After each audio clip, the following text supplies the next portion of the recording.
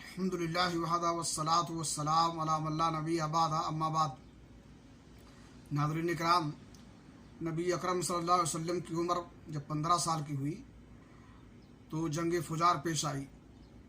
اس جنگ میں ایک طرف قریش اور ان کے ساتھ بنو کنانہ تھے اور دوسری طرف قیس اعلان تھے۔ قریش اور کنانہ کا کمانڈر حرب بن امیہ تھا، کیونکہ وہ بھی سن و شرف کی وجہ سے قریش و کنانہ کے نزدیک بڑا مرتبہ رکھتا تھا۔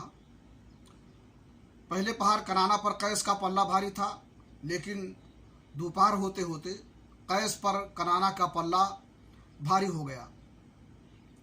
اسے حرب فجار اس لیے کہتے ہیں کہ اس میں حرم اور حرام مہینے دونوں کی حرمت چاک کی گئی تھی۔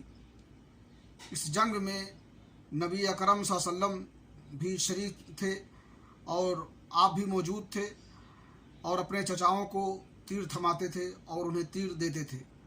اللہ رب العالمین سے دعا ہے کہ اللہ تعالی ہمیں نبی کی سیرت پڑھنے اور ان پر عمل کرنے کی توفیق عطا فرمائے۔ تقبل یا رب العالمین۔ وصلی اللہ علی نبینا محمد وعلی آلہ وصحبہ اجمعین۔